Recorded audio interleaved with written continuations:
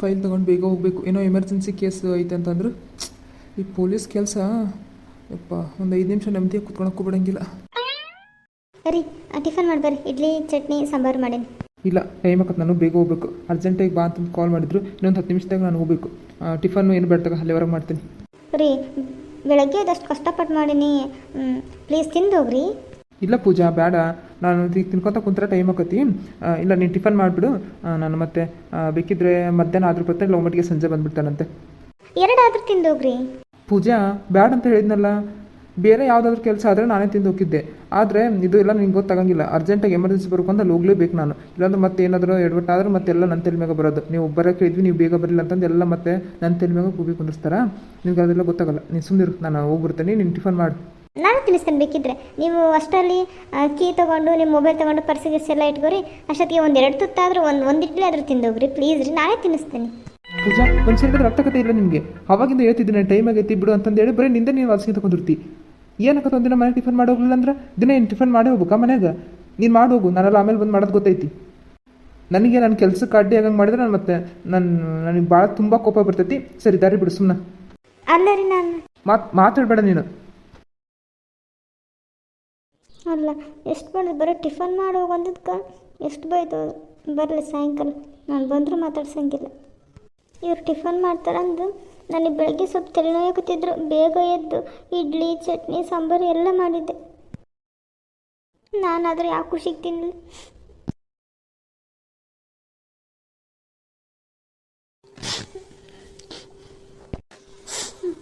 ಏನು ಮಾಡೋಣ, ನಂದು ಅಷ್ಟು ಬೈದು ಹೋದ್ರೆ. ಅಯ್ಯಯ್ಯೋ, ಅಳ್ಕೊಂತ ಕುಂತ್ಬಿಟ್ಟಾಳ. ನಾನು ನೋಡಿದ್ರೆ ಅದು ಟೆನ್ಷನ್ ಅವ್ರು ಈಗ ಹೋಗ್ಬಿಟ್ಟೆ. ಪೂಜಾ, ಸಾರಿ.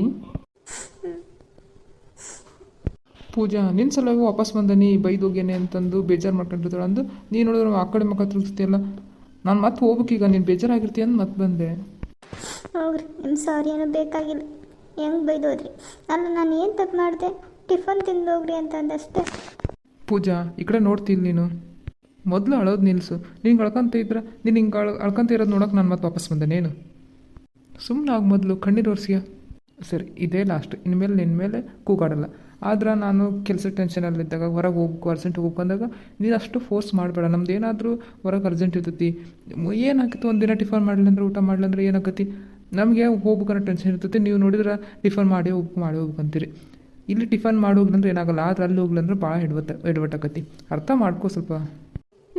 ಅದನ್ನ ಮೆಲ್ಕಾಸ್ ಕೇಳಿದ್ರೆ ಬರ್ತಿದ್ರು, ಹಂಗೆ ಕೂಗಾಡಿ ಹೇಳ್ಬೇಕಾಗಿತ್ತೇನು? ಏಯ್, ನಾನು ಫಸ್ಟಿಗೆ ಎಷ್ಟು ನಿಧಾನ ಕೇಳಿದೆ, 3-4 ಸರಿ ನಿಧಾನ ಕೇಳಿದೆ.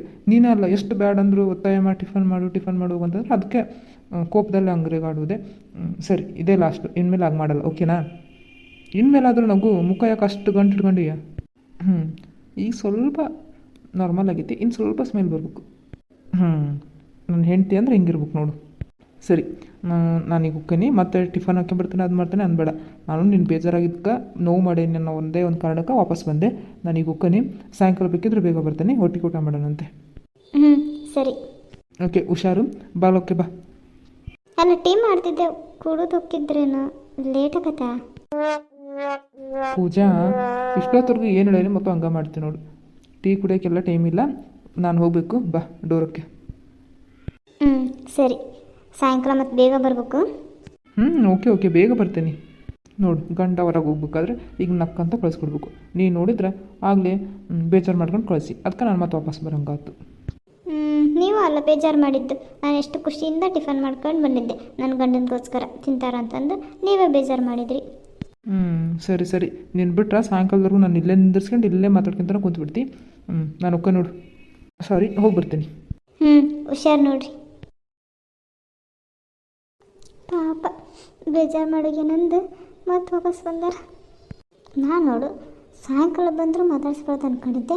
ಈಗ ಬಂದು ಮಾತಾಡಿಸ್ಬಿಟ್ಟೆಲ್ಲ. ನೆನಪಾಗಲಿಲ್ಲ ನನಗೆ. ನಾನು ಹುಡುಗರ ಮಾತಾಡಬಾರ್ದು, ಸಿಟ್ಟಾಗಬೇಕು ಅಂದ್ಕೊಂಡಿದ್ದೆ. ಮರ್ತೋಗೋತವ್ರು ಬಂದು ಮಾತಾಡ್ಸೋದಿಗೆ.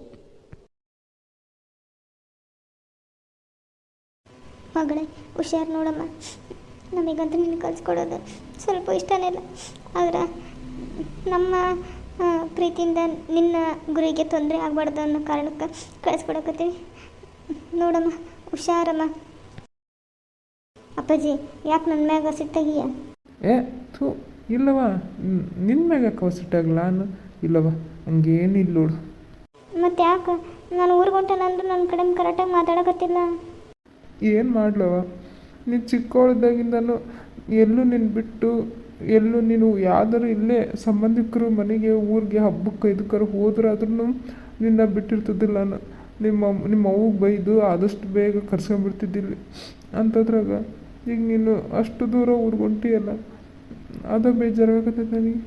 ಪ್ಲೀಸ್ ಅಪ್ಪಾಜಿ, ನೀನು ಹಿಂಗೆ ಬೇಜಾರು ಮಾಡ್ಕೊಂಡಿದ್ರೆ ನನಗಾದ್ರೂ ಊರಿಗೆ ಹೆಂಗೆ ಹೋಗಂಗಾಗತ್ತೆ ಹೇಳು.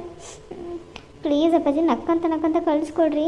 ನಾನೇನು ಭಾಳ ದಿನ ಇರಲ್ಲ, ನಿಜವಾಗ್ಲೂ ಬೇಗ ಬಂದುಬಿಡ್ತೀನಿ. ದಿನ ಫೋನ್ ಮಾಡ್ಕೊಂತ ಇರ್ತೇನೆ, ದಿನಕ್ಕೆ ಒಂದು 8-10 ಸರಿ ಕಾಲ್ ಮಾಡ್ಕೊಂತ ಇರ್ತೇನೆ. ಓಕೆನಾ? ಏನಾದರೂ ನಮ್ಮ ಜೊತೆಗೆ ಇದ್ದಂಗೆ ಆಕತ್ತೆ ನಾವು ಫೋನಾಗ ಮಾತಾಡಿದ್ರೆ. ಮಗಳು ಇನ್ನೊಂದು ಸರಿ ಯೋಚನೆ ಮಾಡಮ್ಮ, ನೀನು ನಮ್ಮೆಲ್ಲರನ್ನೂ ಬಿಟ್ಟು ಹೋಗಲೇಬೇಕೇನಮ್ಮ? ಅಪ್ಪಾಜಿ, ನೀವು ನನ್ನ ಅಷ್ಟು ಕಷ್ಟಪಟ್ಟು ಓದಿಸಿರಿ, ನಿಮಗೆ ಒಂದು ಒಳ್ಳೆಯ ಹೆಸರು ತಂದು ಕೊಡ್ಬೇಕು ಅನ್ನೋದೇ ನನ್ನ ಆಸೆ. ಅದಕ್ಕಾಗಿ ನಾನು ಇಲ್ಲೇ ಅಷ್ಟು ಚೆನ್ನಾಗಿ ಓದಿದ್ರು ಮನೆಗೆ ಕೂತ್ಕೊಂಡ್ರೆ ನಾನು ಏನೂ ಸಾಧನೆ ಮಾಡೋಕ್ಕಾಗಂಗಿಲ್ಲ. ದಯವಿಟ್ಟು ಅಪ್ಪಾಜಿ, ಇದೊಂದು ವಿಷಯಕ್ಕೆ ನಿಮ್ಮ ವಿರುದ್ಧ ಮಾತಾಡ್ಬೇಕಾಗಿತ್ತು ನಾನು. ಆದ್ರೆ ಪ್ಲೀಸ್ ಅಪ್ಪಾಜಿ, ನನ್ನ ಮತ್ತಿನ್ನೊಂದು ಸರಿ ಪದೇ ಕೇಳಬೇಡ್ರಿ. ಆಯ್ತವ, ನಾನು ಸ್ವಲ್ಪ ಗಟ್ಟಿ ಧೈರ್ಯ ಮಾಡ್ಕೊಂಬಿಡ್ತೇನೆ. ನನ್ನ ಮಗಳು ನಿನಗೆ ಇಷ್ಟು ಧೈರ್ಯ ಇರ್ಬೇಕಂದ್ರೆ, ಹೊರಗೋಗಿ ದುಡಿತೀನಿ ಅನ್ನೋ ಧೈರ್ಯ ಐತಂದ್ರೆ ನನಗೆ ಎಷ್ಟು ಇರ್ಬೋದು. ನಿಮ್ಮ ಅಪ್ಪ ಆಗೋಕ್ಕೂ ಹೆಮ್ಮೆ ಅನಿಸುತ್ತಮ್ಮ ನನಗೆ. ಹೋಗಿ ಚೆನ್ನಾಗಿ ನೀನೇನು ಅಂದ್ಕೊಂಡಿಯಲ್ಲ ಆ ಕೆಲಸ ಮಾಡಿ ಆದಷ್ಟು ಬೇಗ ಬಂದುಬಿಡಮ್ಮ. ನೋಡಮ್ಮ, ಗೊತ್ತಿಲ್ಲ ದೂರ ನಾವು ಇಲ್ಲಿ ಅಕ್ಕಪಕ್ಕ ಜನ ಇಲ್ಲ, ದೂರನಲ್ಲೋದಕ್ಕೆ ಇದ್ದಾವಲ್ಲ. ಬೆಂಗಳೂರಾಗ ಇಂಥವು ಕಳ್ಳರು, ಕೊಲೆ ಕೇಸು ಅವು ಇವು ಏನೇನೋ ಹೇಳ್ತಾರಮ್ಮ. ಅದನ್ನ ನೆನೆಸ್ಕೊಂಡ್ರೆ ನನಗಂತೂ ನಿನ್ನ ಕಳಿಸ್ಕೊಡೋಕೆ ಮನಸ್ಸಿಲ್ಲ. ಆದರೆ ಏನು ಮಾಡಲಿ, ಕಳಿಸ್ಕೊಡ್ಬೇಕಾದ ಪರಿಸ್ಥಿತಿ ಬಂದ್ಬಿಟ್ಟೈತಿ. ಆದ್ರೆ ನೀನು ಸ್ವಲ್ಪ ಹುಷಾರಾಗಿರ್ಬೇಕಮ್ಮ. ನಿಮ್ಮಪ್ಪ ಯಾರ್ದೋ ಮನೆ ಹೇಳತ್ತಂತಲ್ಲ, ಅವರು ಗೊತ್ತಿರೋರು ಅದರಲ್ಲ, ರಂಗನಾಥ್ ಅಂಕಲ್ ಅಂದು. ಅವ್ರು ಯಾವ ಮನೆ ತೋರಿಸಿರ್ತಾರಲ್ಲ ಅಲ್ಲೇ ಇದ್ಬಿಡಮ್ಮ. ನೀನು ಏನಾರ ಬೇಕಂತಂದ್ರೆ ಅಂಕಲ್ಗೆ ಫೋನ್ ಮಾಡಿ ತರಿಸಿಗೆ, ಇಲ್ಲ ಅವ್ರ ಜೊತೆಗೆ ಹೋಗಿ ತಗೊಂಬ. ನೀನು ಒಬ್ಬಕ್ಕೆ ಎಲ್ಲಿಗೂ ಹೋಗೋಕ್ಕೆ ಹೋಗ್ಬೇಡ, ಆ ಮನೆಯಿಂದ ಹೊರಗೆ ಬರೋಕ್ಕೆ ಹೋಗ್ಬೇಡಮ್ಮ. ಹ್ಞೂ ಮಮ್ಮಿ. ಸರಿ ಬಾರವ್ವ. ಬಸ್ಸು ಈಗ ಎಷ್ಟಿಗೆ ಐತಿ? 7:30 ಆಗೈತಲ್ಲ, 8:30ಗೆ 9 ಗಂಟೆಗೆ ಐತಂತೆ ಬಸ್ಸು. ಡೈರೆಕ್ಟ್ ಬೆಂಗಳೂರಿಗೆ ಐತಂತೆ. ಇವಾಗ ಬಿಟ್ಟರೆ ನೀನು ಏನಿಲ್ಲ ಅಂದ್ರೆ ಸಾಯಂಕಾಲ 4-5 ಗಂಟೆಗೆ ಹಿಂಗೆ ಹೋಗ್ಬೋದು ಅನ್ನಿಸ್ತೈತಿ. ನಾನು ನನ್ನ ಫ್ರೆಂಡಿಗೆ ಫೋನ್ ಮಾಡಿ ಹೇಳ್ತೇನೆ, ರಂಗನಾಥ್ಗೆ ಬಂದು ಕರ್ಕೊಂಡು ಹೋಗಪ್ಪ ಅಂತಂದು. ಅಲ್ಲಿ ಹೋಗಿ ನಿಮ್ಗೆ ಏನೇನು ಉಳ್ಕೊಳಕ್ಕೆ ವ್ಯವಸ್ಥೆ ಏನೇನು ಬೇಕು ಏನೇನಿಲ್ಲ, ಮನೆಗೆ ಏನೋ ತರ್ಸ್ಕೊಳಂಗಿದ್ರೆ ರೇಷನ್ನು ಎಲ್ಲದು ಅವರು ವ್ಯವಸ್ಥೆ ಮಾಡ್ತಾರೆ. ನಾನು ಅಲ್ಲಿ ಗಾಡಿ ತೆಗಿತಿರ್ತೀನಿ, ಬಾ. ಅಯ್ಯೋ, ಅದಿನ್ನೊಂದು ವೆನೈಟಿ ಬ್ಯಾಗ್ ಸಣ್ಣದಿತ್ತಲ್ಲ, ಅದನ್ನ ಬಿಟ್ಟು ಬಂದುಬಿಟ್ಟಿಯಲ್ಲ. ಅದ್ರಾಗ ಏನೇನೋ ಟಿಕ್ಲಿ, ಸ್ನೋ ಪೌಡ್ರು ಏನೇನೋ ಇಟ್ಕೊಂಡಿದ್ದೆಯಲ್ಲ, ತಡಿಯಮ್ಮ ತಗೊಂಬರ್ತೇನೆ.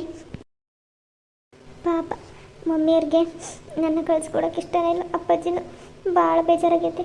ಆದರೆ ಏನು ಮಾಡಲಿ, ಇವರು ನನಗೋಸ್ಕರ ಓದಿಗೋಸ್ಕರ ಸಾಲ ಮಾಡಿರೋದೆಲ್ಲ ನನಗೆ ಗೊತ್ತಿಲ್ಲ ಅಂದ್ಕೊಂಡ್ರೆ. ಆದ್ರೆ ನಾನು ಇಷ್ಟೆಲ್ಲ ಬೆಳೆ ದೊಡ್ಡವಳಾದ್ರೂ ಸುಮ್ಮನೆ ಮನೆಗೆ ಕೂತ್ಕೊಂಡ್ರೆ ಇವ್ರು ಕಷ್ಟಪಟ್ಟು ಓದಿಸಿದ್ಕೂ ಏನಾಗಂಗಿಲ್ಲ. ಪಾಪ ಅಪ್ಪಾಜಿ ಎಷ್ಟು ಸಾಲ ಮಾಡ್ಕೊಂಡತ್ತೆ, ಬರೀ ಅದೇ ಟೆನ್ಷನಾಗಿರ್ತೈತೆ. ಆದರೆ ನನ್ನ ಮುಂದೆ ಇಬ್ಬರು ತೋರಿಸ್ಕೊಳಲ್ಲ. ಹೆಂಗಾದ್ರೂ ಮಾಡಿ ನಾನು ಚೆನ್ನಾಗಿರೋ ಕೆಲಸ ಹುಡುಕಿ ದುಡಿದು ಸಂಪಾದನೆ ಮಾಡಿ ಅಪ್ಪ ಮಾಡಿರೋ ಸಾಲನ ನಾನು ತೀರಿಸ್ಬೇಕು. ಅವರು ಖುಷಿಯಾಗಿರಂಗೆ ನೋಡ್ಕೋಬೇಕು. ಅದೇ ಒಂದು ಕಾರಣಕ್ಕೆ ನಾನು ಅಪ್ಪ ಅಮ್ಮನಿಂದ ದೂರ ಇದ್ದರೂ ಪರವಾಗಿಲ್ಲ ಅಂತಂದು ಕೆಲಸ ಅಂತಂದು ಹೋಗ್ತಿರೋದು. ಆದ್ರೆ ನಾನು ಇವ್ರು ಸಾಲ ತೀರ್ಸೋಕ್ಕಾಗಿ ಕೆಲಸಕ್ಕೆ ಹೋಗ್ತೇನೆ ಅಂದ್ರೆ ಅವರು ನಿಜವಾಗ್ಲೂ ನನ್ನ ಕಳಿಸಲ್ಲ.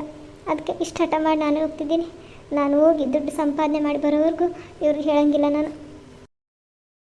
ರಮ್ಯಾ, ಹುಷಾರು ನೋಡಮ್ಮ. ಅಲ್ಲಿ ಸುಮ್ಮನೆ ಅವ್ರು ಗೊತ್ತಾದಾರ ಇವ್ರು ಗೊತ್ತಾದಾರ ಅಂತ ಯಾರನ್ನೂ ಫ್ರೆಂಡ್ಸ್ ಮಾಡ್ಕೊಳಕ್ಕೆ ಹೋಗ್ಬೇಡ. ನೀನು ಹುಷಾರಲ್ಲಿ ನೀರಮ್ಮ. ಹ್ಞೂ ಮಮ್ಮಿ, ಇನ್ನಿಷ್ಟು ಬೇಜಾರಾಗಬೇಡ ಪ್ಲೀಸ್ ಮಮ್ಮಿ. ನಕ್ಕಂತ ಕಳಿಸ್ಕೊಡ್ರಿ ನನ್ನ. ಆಯ್ತಮ್ಮ, ಹುಷಾರಾಗಿ ಹೋಗ್ಬಾ. ಫೋನ್ ಮಾಡ್ತಾಯಿರು ಬೇಜಾರಾದ್ರೆ. ಮತ್ತೆ ಒಬ್ಬಳೇ ಹೋಗ್ಬೇಕಲ್ಲ. ನೋಡು, ಬಸ್ಸಿಗೆ ಹೋಗ್ತೀನಿ, ಡೈರೆಕ್ಟ್ ಬಸ್ ಐತಂತೆ. ನಿನ್ನ ಪಕ್ಕಕ್ಕೆ ಯಾವುದಾದ್ರೂ ಸೀಟ್ ಇದ್ದರೆ ಸುಮ್ಮನೆ ಯಾರು ಹೆಣ್ಮಕ್ಳು ಕುಂತ್ರೆ ಸುಂದರು, ಗಂಡು ಮಕ್ಳು ಯಾರನ್ನ ಕುಂದ್ರಕ್ಕೆ ಹೋದ್ರೆ ಸುಮ್ಮನೆ ಇಲ್ಲ ನಾವು ಬ್ಯಾಗ್ ಇಟ್ಟನೆ ಅಂತಂದು ಹೇಳಿ ಸುಮ್ಮನೆ ಯಾರನ್ನೂ ಕುಂದ್ರಕ್ಕೆ ಇದು ಮಾಡಿಬಿಡ. ಸುಮ್ಮನೆ ಅವರು ಇವರು ಬರ್ತಾರೆ ಅಂತಂದು ಇದು ಮಾಡಿಬಿಡು ಏನು. ಆಮೇಲೆ ನಿನಗೆ ಇಷ್ಟ ಆಗಿದ್ದು ಚಕ್ಲಿ, ಕೋಡ್ಬಳೆ, ನಿಪ್ಪಟ್ಟು ಅದೆಲ್ಲ ಒಂದು ಡಬ್ಬ್ಯಾಗ ಹಾಕಿ, ಈ ದೊಡ್ಡ ಬ್ಯಾಗ್ ಐತಲ್ಲ ಅದ್ರಾಗ ಹಾಕೀನಿ, ಹೋಗಿ ತಿನ್ನೇನು, ಏನು ವೇಸ್ಟ್ ಮಾಡಬೇಡ. ಆಮೇಲೆ ನಿನ್ನ ದುಡ್ಡು ಮಲಗಿ ಒಂದು ಇಷ್ಟ ಅಲ್ಲ, ಅವನು ಸ್ವಲ್ಪ ಇವು ನಿನಗೆ ಕಳ್ಸೋಣಕ್ಕೆ ಬರಲ್ಲಲ್ಲ. ಅದಕ್ಕೆ ನಾನೇ ಪಕ್ಕದ ಮನೆ ಹತ್ರ ಇವತ್ತು ಬೆಳಗ್ಗೆ ಬೇಗ ಎದ್ದು ಅವ್ರನ್ನ ಕೇಳಿ ಎಲ್ಲ ಹೂ ಹರ್ಕೊಂಬಂದು ಪಣಿಸಿಟ್ಟೇನಿ. ಹೋಗಿ ಇಟ್ಕೊ. ಏನು ಸಾಯಂಕಾಲ ಅವೇನು ಬಾಡಂಗಿಲ್ಲ ತಗೋ, ಏನೋ ಮೊಗ್ಗಿದ್ದಾಗ ಪಣಿಸಿಟ್ಟಿದ್ದೆ.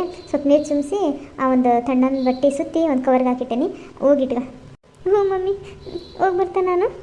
ಅಯ್ಯೋ, ನಮಗೆ ಬೇಡ ನೀನು ಹಾಕತ್ತೀಯಲ್ಲಮ್ಮ.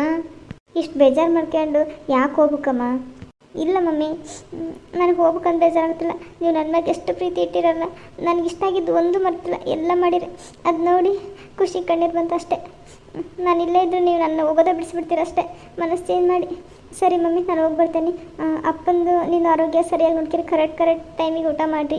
ನನಗೆ ನಾನು ಫೋನ್ ಮಾಡ್ತಾ ಇರ್ತೇನೆ ಊಟ ಮಾಡಬೇಕಾದ್ರೆ, ನೆನಪಾದಾಗೆಲ್ಲ ಫೋನ್ ಮಾಡ್ತಾ ಇರ್ತೇನೆ, ವಿಡಿಯೋ ಕಾಲ್ ಮಾಡ್ತೇನೆ. ಕೊಡಮ್ಮ ಆ ಬ್ಯಾಗ್ ಕೊಡು, ಇದು ಹಿಡ್ಕಣಿ, ಅದು ಅಜ್ಜಿ ಐತಿ. ರಾಧಾ, ಬಾ ಮಗಳೇ. ಹ್ಞೂ ಅಪ್ಪಾಜಿ, ಬಂದೆ. ಮಮ್ಮಿ ಹುಷಾರು, ಹೋಗಿ ಬರ್ತೇನೆ. ಬಾ, ಅಲ್ಲಿವರೆಗೂ ಬರ್ತೇನೆ. ಹಾಯ್ ಫ್ರೆಂಡ್ಸ್, ನಾನು ಇನ್ಮೇಲೆ ನಮ್ಮ ಅಪ್ಪ ಸಾಲ ನನಗೋಸ್ಕರ ಓದಿಗಾಗಿ ಏನೇನು ಸಾಲ ಮಾಡಿದಾರಲ್ಲ ಅದನ್ನೆಲ್ಲ ತೀರಿಸ್ಬೇಕು ಅಂತ ಒಂದೇ ಒಂದು ಕಾರಣಕ್ಕೆ ನಾನು ಬೆಂಗಳೂರಂಥ ದೊಡ್ಡ ನಗರಕ್ಕೆ ಹೋಗ್ತಾಯಿದ್ದೀನಿ. ಮತ್ತು ನನ್ನ ಮುಂದಿನ ಕತೆ ಹೇಗಿರುತ್ತೆ ಏನು ಅಂತ ಕಂಟಿನ್ಯೂ ಆಗಿ ವಿಡಿಯೋ ನೋಡ್ತಾ ಇರಿ, ನಿಮಗೆ ಗೊತ್ತಾಗುತ್ತೆ.